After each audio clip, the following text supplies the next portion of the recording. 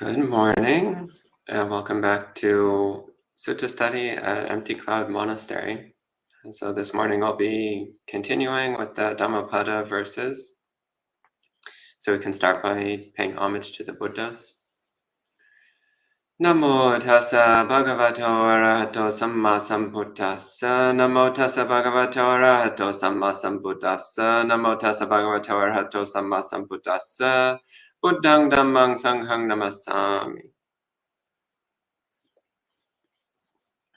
So, this morning I've selected some more Dhammapada verses to speak about. And as I've been going through the Dhammapada, I've been making a list of the verses that I particularly want to talk about.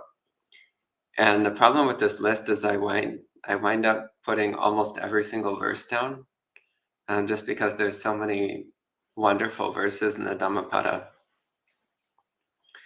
So it would almost be easier to write a list of the ones I'm not going to talk about than the ones I will talk about. So today, my intention was to talk about verses 50 through 52. So 50 is one verse, and then 51 and 52 are a set pair. And they're different topics. They're not directly related to each other. But we'll be talking about them together simply because verse 50 is quite short and straightforward, so I won't have too much to say. And then verse 51 and 52 also are relatively straightforward. So as before, I'll read through the translation of the verses and then go through it in more detail, referencing the Pali terms. So the first one, verse 50, the translation here says, "Do not look at the faults of others, what they have or have not done. Look only at yourself, what you have or have not done." So this is a very important concept which we find throughout the suttas. And it's very, very important to keep this in mind, that ultimately our primary purpose is to train ourselves. Ultimately, our primary purpose is to work on our own minds, to examine our own actions and choices, and decide what's wholesome that we should keep doing or do more, and what's unwholesome and that therefore we should do less of or stop doing entirely. But here the Buddha is pointing out to the fact that we shouldn't be so fixated on what other people are doing. So there's a very common tendency to fixate on other people, especially the faults of others, especially what other people do wrong, or what we think they should be doing when they're not doing, or what we think they shouldn't be doing that they are doing. It's very easy to fixate on other people's actions. And in so doing, to overlook our own, to conveniently set aside our own shortcomings and failings. So the Buddha here, he's emphasizing this simple fact that ultimately our attention should be focused on ourselves. So Ajahn Chah made a similar statement. He said that 95% of our attention should be on our own behavior, on our own conduct. He also said that the purpose of the Vinaya is to train yourself. So we don't use the Dhamma Vinaya as a weapon for attacking others, but we use it as a tool for training ourselves. That said, there is a place for helping others. There is a place for guiding others and instructing others. But it's important that this be something which the other person is actually on board with. And even then, we need to be extremely careful. Again, recognizing that as long as we're not fully awakened, we're always operating with some level of delusion, some level of misunderstanding. So we may think we clearly see what's wrong with other people, but we can't necessarily be so sure. It's not always so easy to tell what's going on with somebody else, or what's what's happening in their mind, or why they're doing what they're doing. And besides which, it's not our concern. Our concern is what we're doing. The only person that we can hope to fully control is ourselves. And the only person that we're ultimately responsible for is ourselves. And it's only through our own effort that we can attain awakening. And it's only through their own effort that other people can attain awakening. So again, our number one priority is once again to focus on looking at what we ourselves are doing, what we should be doing, or what we should stop doing. A more dangerous form of this is gossiping. And gossiping has many layers. There's just the ordinary gossip of like, oh, well, did you hear what they did? Just spreading around stories about interesting bits about what other people do. But the more dangerous form is malicious gossip, where you are spreading stories about somebody else in the hopes of damaging their reputation, or making other people think less of them. This is particularly dangerous. And divisive gossip. So divisive gossip is something which is specifically listed under wrong speech. So when the Buddha talks about right speech, he says to avoid 4 kinds of wrong speech. And one of them is divisive gossip. So divisive gossip is when you spread stories in the hopes of dividing people. So splitting people apart, creating disharmony, division, and discord between people. And of course, it should be pointed out, of course, that this is not exclusively a layperson problem. I remember many years ago, I was staying in a certain monastery, and there was a young man there who had just become ordained. And I asked him what the biggest surprise about monastic life was for him, because often monasteries are not what we expect them to be. If you've never stayed at a monastery before, it's not what you think it is. And monastic life even more so. If you're not a monk, you don't really know what it's like.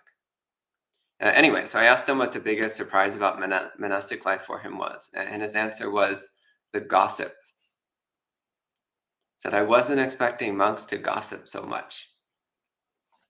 And I started reflecting on it, and I was like, wow, he's right. He's right. And this is something which is really dangerous and contrary to Dhamma. It's so easy to get caught up in like, oh, well, did you hear what that monk did? And did you hear what they're doing over there? And forgetting about the fact that it's none of our business. It's none of our business what other people are doing. It's none of our business what other monks are doing in other monasteries. It's none of our business what anybody else is doing, in fact. It's their business. Our business is what we're doing. And when we're engaging in gossip, then we're doing something bad. So no matter how much we want to spread stories about other people's misbehavior, the moment we open our mouths to do so, we are producing misconduct. We're misbehaving ourselves. And that's what we should be paying attention to. So if one is practicing Dhamma, then gossiping would go like this. You open your mouth, and then you immediately close it. You open your mouth, and you're like, uh-oh, I'm about to do something unwholesome, and then you close your mouth. It makes for very short gossip sessions. And similarly, when other people start getting going with gossiping, it's important to watch our own mind. Often we get very excited and we're like, oh, yes, I want to join in. I also have some juicy gossip to share. So watch that mind which gets excited about the opportunity to say not so nice rumors about other people, and recognize that that's just unwholesome. It's just more behavior that leads us away from awakening. And do we really want to be building up more habits and karma that lead away from awakening? And is that what we want to be doing with our time? So really looking at this tendency to always look for the faults of others, instead of asking ourselves how we can improve ourselves to build up our own practice. So that's verse 50. And then verses 51 and 52. In verse 50, the Pali for this is extremely straightforward, so I don't really need to go into any detail on that one. The verses 51 and 52, this one says, the translation says, just like a lovely flower that has beauty but no fragrance, well-spoken words are fruitless when not acted out. That's verse 51. Just like a lovely flower that has both beauty and fragrance, well-spoken words are fruitful when acted out. So this is verse 51 and 52. So this is, it's using the simile of a flower. So you might have seen flowers that were very beautiful to look at, but they had no fragrance. You go to smell the flower and it doesn't smell like anything. In fact, there are some flowers which smell really bad. There's a very famous flower called the corpse flower. And it's called that because it actually smells like a rotting corpse. It smells like a putrefying dead body. But it's magnificent to look at. Like, it's a really beautiful flower, and it's gigantic too. It's one of the biggest flowers in the world. So it's this huge, beautiful, over-the-top, magnificent flower. And it literally smells like rotting flesh. So that's an extreme example. But there's also plenty of cases of flowers which look nice, but which don't smell like anything. They don't have any fragrance to them at all. So the Buddha says that this is what it's like when we say pretty things about the Dhamma, but we don't actually live in accordance with those words. So like all day we talk about meditation, but we never actually do any meditation. We talk about morality, but actually we're a jerk. We talk about generosity, but we're stingy. So this is like the corpse flower. It looks very pretty, but it smells awful. Or even, again, maybe we talk about Dhamma and we're not a bad person, but we also don't really do anything special. We don't do anything good.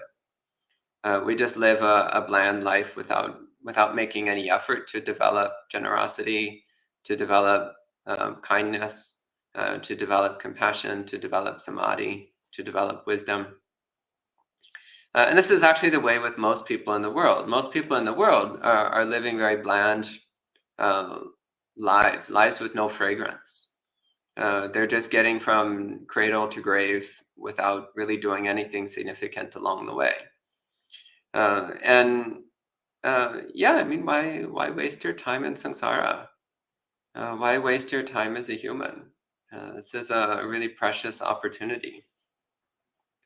And the case here that the Buddha is presenting is something a bit more severe, which is the case of a hypocrite.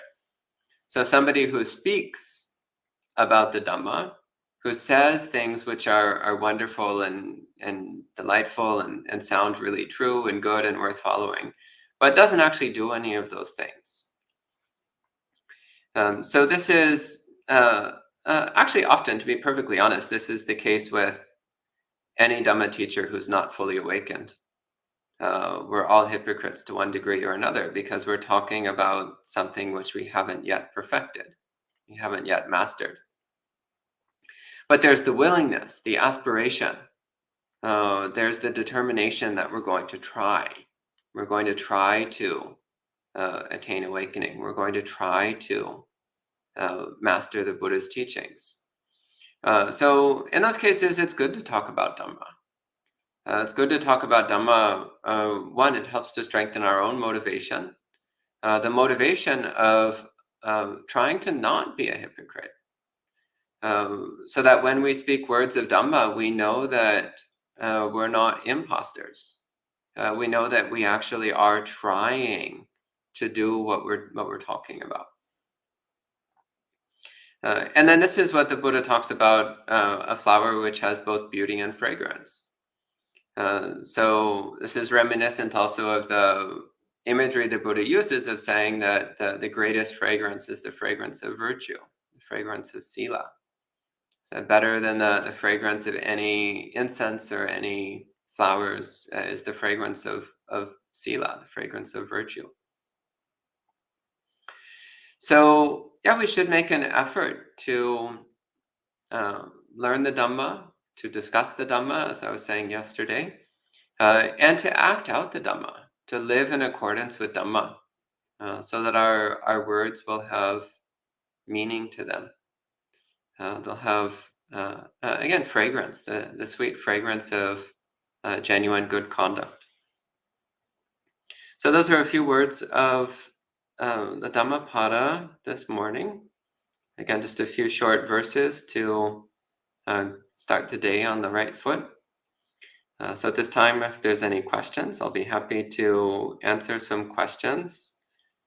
First off, hello to all the people joining in. So hello to Gita, Kumu, Yanatin, Michael, Amaranta, Aurora, Maria, Sarah, Gitanjali, Jayanta, and Yankee. Welcome.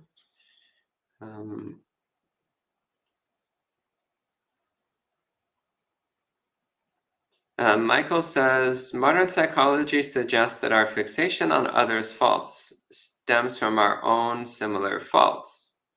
That is, we see ourselves in others. Sometimes that's true. Sometimes what annoys us about other people's behavior is that it reminds us of our own misconduct. Sometimes that's true. But not always. Sometimes we see a fault in somebody else that we've already removed from our own mind, or a fault that we don't have. So sometimes it's actually a place of arrogance. Like I recall years ago, I was talking to a person who had recently quit smoking. And she was telling me how ever since she quit smoking, she's had so much disgust towards other smokers. Even though she used to be one just a very short time ago. And she still remembered what it was like. But she said that since she gave it up, then she sees other people smoking and she's like, oh, these pitiful weaklings, why can't they do what I did? So in this case, it's the disgust towards others was not arising from recognizing a similar fault, but rather from a place of arrogance, the conceit of superiority. So it's not always true that our distaste towards others comes from seeing our own faults in others. Sometimes it's actually the opposite. We see a trait in somebody else that is the opposite of ourselves, very different from ourselves, and that is something which we dislike.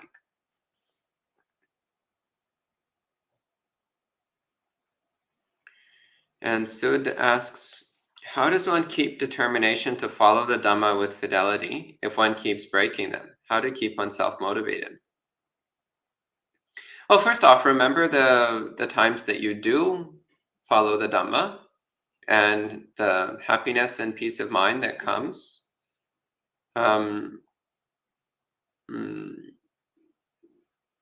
Recognizing that you have the intention to follow the Dhamma. So the intention to follow the Dhamma is itself an extremely wholesome mind state. So keep focusing on that intention, holding to that intention, and it gets stronger over time. Reflect on the purity of the Dhamma itself, and that helps to build up your motivation for it.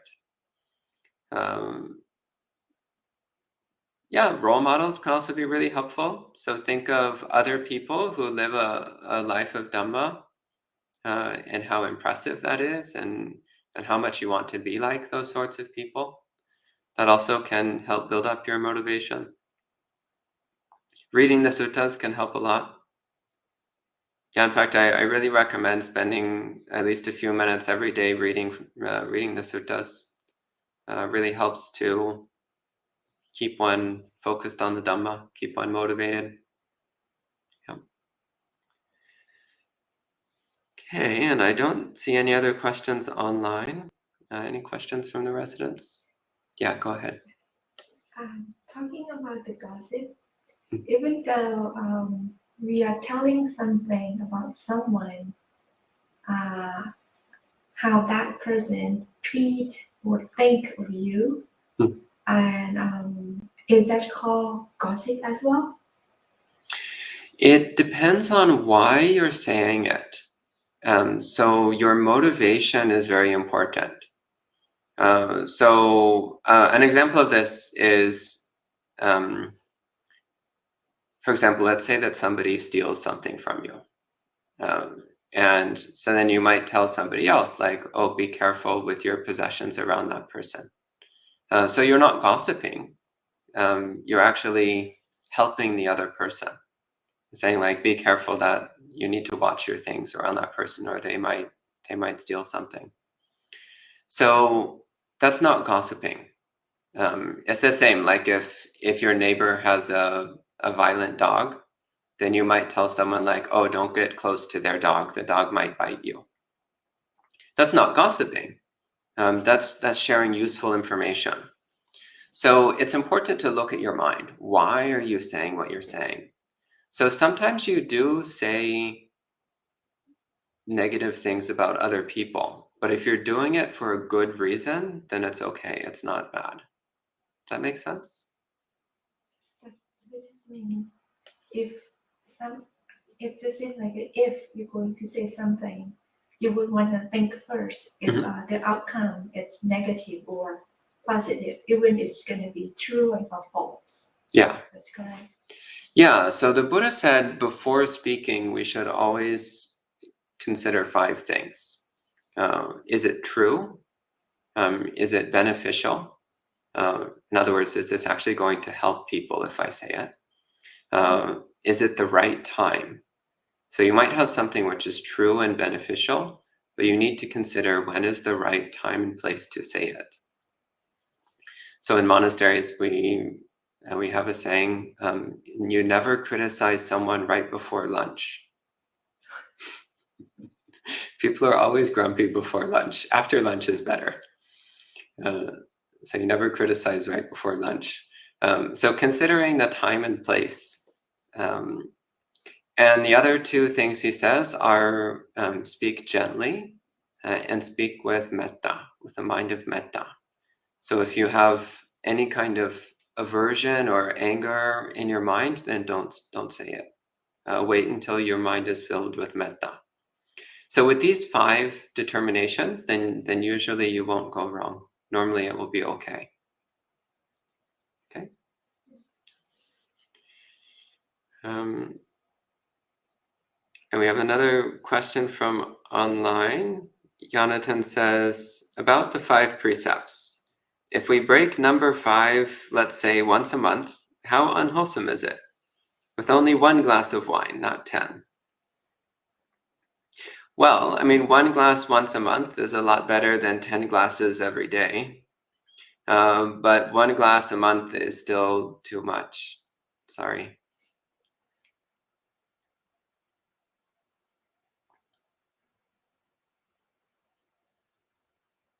Then there's another question here. Kumo says, is the difference between craving and liking something the dukkha that tags along with craving throughout the craving process and even after obtaining the goal craved for? So of course, craving always brings dukkha. So before, during, and after, craving always brings dukkha. As for liking something, that's a bit more subtle. Actually, it's much more subtle. So it depends upon what stage you are in your practice. So in the early stages of practice, you can't really do anything about liking. When you have an experience that you like it, what you can do something about is desire. Do you want more of the things that you like? Well, then, as long as you keep wanting, then you're going to keep suffering. So in the beginning, we focus on reducing our wanting. But as you progress in the practice, then you can start to develop a mind of equanimity. And the mind of equanimity, which doesn't get swept up in liking and disliking. But this is much more subtle and much more advanced. So yeah, the early to middle stage of practice is focused on reducing our wanting, cultivating contentment. But you'll still experience liking, because there's still the underlying tendency. There's still this deeply rooted habit of liking and disliking. But in advanced stages of practice, you can start dismantling the liking and disliking process as well. Okay, that's the last question from online. Anything else? But going off of that, in terms of dismantling the liking and disliking, so as a practice advances, that from contact arising of it's not pleasant, unpleasant, or neutral, that even goes away. So the Buddha says that eventually one gets control over pleasant, unpleasant, neutral. So eventually you can get to a point where you can determine whether something is experienced as pleasant, unpleasant, or neutral. So normally we think it's automatic. Like when I eat this, it's pleasant. When I eat that, it's unpleasant. When I eat this, it's neutral. We think that's just automatic. But what's actually going on is that there's a mental process happening. And usually that mental process is too subtle and too fast for us to notice. But as your practice develops, you can recognize that when you eat this, there is a neutral sensory information. When you eat that, there's neutral sensory information. When you eat that, there's neutral sensory information. And that labeling it pleasant, unpleasant, neutral is an extra step that we do. But you have to have extremely refined attention to be able to catch that. So in the dependent origination formula, this is the step Salayatana Pachaya Paso Pasa Pachaya Vedana. So Pasa Pachaya Vedana. From sense contact, there is feeling. So if your attention is extremely sharp, then you can catch that step and recognize that Vedana is extra. Okay, but this is advanced practice. This doesn't happen easily or quickly, which is why you work with what you can actually work with. So if this is beyond your reach right now, then that's okay. Do what's within your reach. The Buddha was very practical. So do what you can. Okay, anything else? Okay, so we'll go ahead and end the session with 3 sadhus. Sadhu.